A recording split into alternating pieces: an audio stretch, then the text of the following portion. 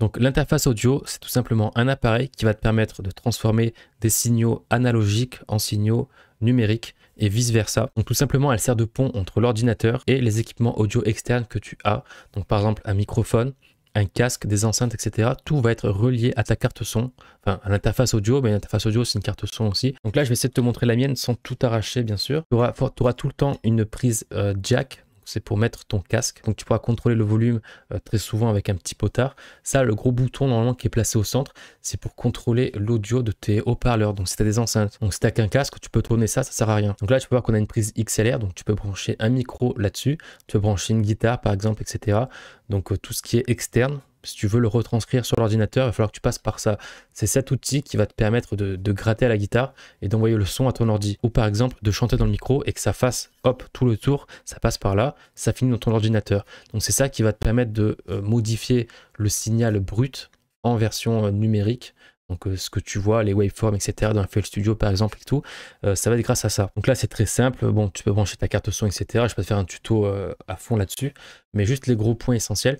Derrière la carte son, donc ça c'est l'alimentation, d'accord. Ça c'est une petite prise USB, donc là il y a le Bluetooth de ma souris qui est dessus, tout simplement pour que ça me libère un slot sur mon ordinateur. Et en général, voilà, tu auras deux sorties, donc ça c'est pour les enceintes. Donc là tu as la sortie de gauche, la sortie de droite. Voilà, tu branches tes prises jack à l'intérieur. Donc c'est des gros jacks par contre pour ça, mais je te laisserai voir sur Amazon ou tout ça, ou peu importe où tu l'achèteras. Mais en gros voilà, c'est pas plus compliqué que ça. Ça c'est une interface audio. Et si t'as pas ça, tu peux pas faire de musique. Après tu fais de la musique, tu peux utiliser des pilotes genre ASIO et tout dans ton FL Studio, etc. Mais c'est pas top, honnêtement, tu vas être vite limité et tu pourras pas faire tout ce que je t'ai dit, c'est-à-dire utiliser des enceintes, utiliser un micro, brancher une guitare par exemple si tu en as envie. Et en général, plus une carte son est bonne, plus la conversion aura une bonne résolution en fait. Mais en général, toutes les cartes son d'entrée de gamme qui se respectent entre guillemets, donc à partir je pense des 80 €, elles sont de très bonne résolution, etc. Donc il n'y a pas de souci à avoir. Donc comment choisir une interface audio adaptée à tes besoins? Donc il va falloir que tu identifies tes besoins en matière de connectivité. Donc si je reprends ma carte son qui est ici, j'ai qu'une entrée XLR, ok. Il y a des cartes son où tu en as plusieurs. Tu peux avoir des grosses cartes son où il y en a 10, etc. Mais moi dans mon cas, je n'ai pas de guitare à brancher. Mon micro, j'en ai pas besoin, c'est un micro USB. Donc voilà, une sortie, ça me suffit amplement. Et tout simplement, si tu veux en avoir plusieurs, faut que tu le saches en avance. Donc si par exemple tu as un groupe de musique avec deux personnes à la guitare, etc. 3 chanteuses par exemple, il faut que tu aies autant de sorties disponibles sur ta carte son. Donc moi dans mon cas, c'est pour ça que je t'ai dit adapte à tes besoins. Moi dans mes besoins, je n'ai pas besoin. En général, si tu fais des musiques électro, etc., que tu es seul dans ton studio et que tu n'as pas vraiment des besoins qui sont énormes, une petite carte son comme ça suffira amplement. Après voilà, fais attention aux prises XLR qui sont là, et notamment ici aussi aux sorties. Donc là il n'y en a que deux, donc tu peux brancher qu'une seule paire d'enceintes, mais si tu en veux plusieurs, etc., je sais qu'il y a des cartes son qui en proposent plus. Donc voilà, à faire en fonction de chacun. Tu vois bien que les besoins diffèrent d'une personne à une autre. Après la deuxième, donc je repose la carte son, mais la deuxième chose à prendre en compte, ça va être le budget. Donc déjà détermine un petit budget, combien tu peux mettre dedans, et surtout recherche des cartes son qui offrent le meilleur rapport qualité-prix. Donc si par exemple tu as une carte son, on va noter sur 10, d'accord?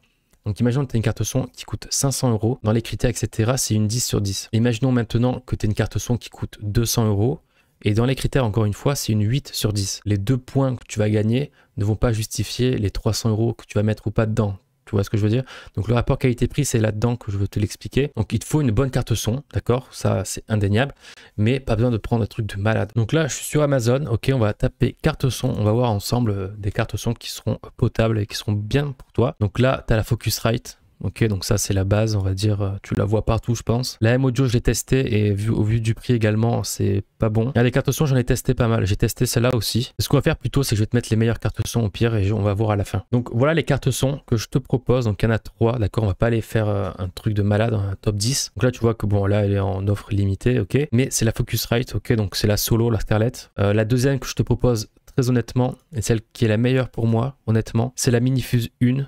Ok, donc elle ressemble à ça. C'est Arturia qui fait ça. Franchement, elle est top, mais vraiment top. Donc déjà, c'est garanti 5 ans. Et si on descend un peu plus pour voir la résolution, tu as 24 bits 192.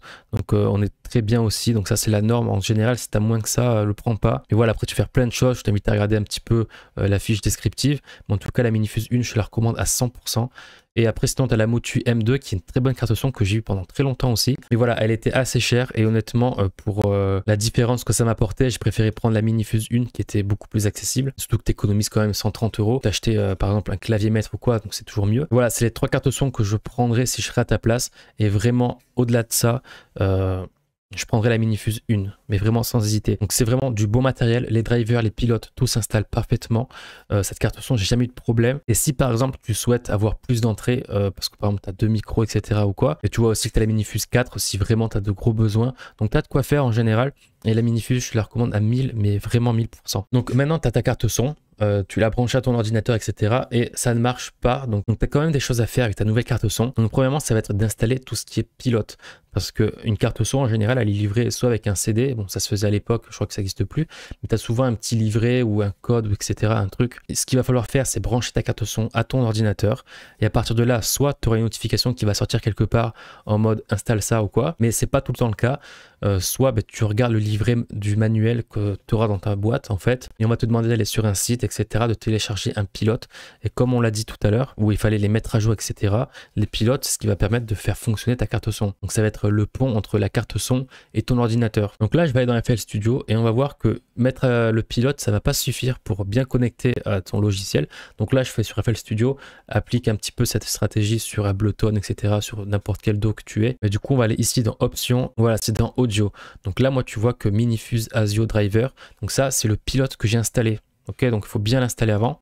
Et c'est ici en fait. De base, je crois que tu seras dans ASIO For All V2 ou un truc comme ça. Il faut bien que tu ailles ici. Donc ça, c'est les trucs directs. Donc te dirige pas là-dessus. Vraiment que tu passes par un pilote ASIO. Donc en général, si tu n'as pas de carte son, on te recommande toujours de passer par ASIO For All, donc, qui est un émulateur de carte son. Donc c'est bien pour démarrer, mais c'est nul. Soit ce que je te recommande, c'est d'apprendre une carte son, d'installer le driver. Donc si tu as tout bien installé, tu devrais retrouver là-dedans ta carte son. Donc ASIO et quelque chose. Donc moi, c'est Minifuse. Donc tu cliques là-dessus. Si tu cliques pas là-dessus, ta carte son, tu vas pas l'utiliser, tu vas pas l'exploiter. Donc il faut bien que tu changes tes paramètres ici. Donc hop, tu mets bien sur Minifuse ASIO Driver. Et une fois que c'est fait, une fois que c'est bien configuré là-dessus, ce sera parfait. Après, tout ce qui est à côté, tu laisses par défaut, donc 4400, etc. Commence pas à toucher tous les boutons. À part si tu sais ce que tu fais, là tu peux faire ce que tu veux. Mais voilà comment bien paramétrer sa carte son dans FL Studio. Donc là maintenant, un autre test à faire, c'est de prendre un sample, de le glisser dans FL Studio. Donc moi c'est une acapella. Donc là en fait, ça va être à vous de déterminer si ça a de la latence ou pas.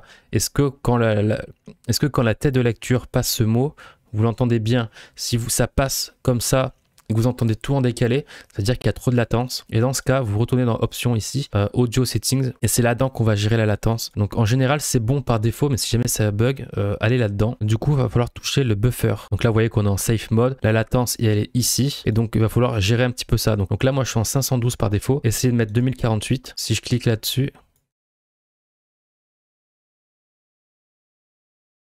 donc là, moi, c'est la fiche de lecture, enfin la tête de lecture qui rame de ouf. Donc je vais remettre à 512. Mais voilà, faites des tests de votre côté. Et c'est là-dedans que vous pourrez gérer un petit peu la latence, etc. Mais voilà, en général, ça fonctionnera de base normalement. Donc voilà, croisons les doigts, normalement, c'est bon pour vous. Et après, que vous dire de plus? Donc une fois, hop, que vous avez votre carte son, essayez de vous familiariser le plus avec elle, c'est-à-dire comment on peut se familiariser avec une carte son en comprenant, par exemple ici, donc ça c'est le volume de la carte son, donc il y a une différence entre le volume et le gain, donc ça c'est le gain, d'accord? Et là par exemple sur FL Studio, vous avez le volume qui est ici, ok? Donc le volume il est là, vous pouvez le gérer aussi là-dedans en cliquant dessus, vous pouvez le gérer aussi là-dedans, donc tout ça, ça va être le volume. Et là, vous avez le gain. Donc c'est pour ça que dans FL Studio, je vous conseille toujours de travailler avec des sons. Par exemple, je vais faire la manip. Vous faites votre mix, de mixer à bas volume, comme ça, ok? Après, vous allez vous dire, ouais, mais j'entends plus rien, etc. Mais c'est là où il va falloir toucher le gain, ok? Vous augmentez bien ici sur la carte son et pas dans votre logiciel, parce que si vous poussez tous les potards à fond là-dedans, vous allez saturer, votre sortie va être dégueulasse et votre mix, mastering, etc. tout va être pourri. Donc c'est bien la différence à faire, c'est que par exemple, et je vais vous faire une démo, donc le vocal il est dans la piste 2, d'accord? Donc là le son il est pas fort, ok? Donc c'est pour ça que c'est vert et que c'est bon. Si je pousse ça à fond, vous voyez que là, je suis dans l'orange. Mais la différence à comprendre, c'est que je peux rester dans le vert ici. Et si j'entends pas, au lieu de pousser là-dedans, je pousse tout simplement le gain qui est là, le gain de ma sortie. Donc là, je pousse. Et c'est très fort dans mon casque. Donc vous n'aurez pas eu ce que j'ai écouté. Mais dans mon casque, c'était très fort. Exactement comme si j'aurais poussé le potard ici. Donc vous ne faites pas avoir avec ça. Mixer à des volumes qui sont bas. Comme ça, votre sortie va pas être écrasée, va pas saturer, etc. Et si vous n'avez pas assez de volume, appuyez sur ce... Enfin, appuyez non, mais jouez avec ce potard qui réglera le son de votre casque. Donc c'est la différence entre le gain et le volume qui est très importante. Donc voilà, je vous le place ici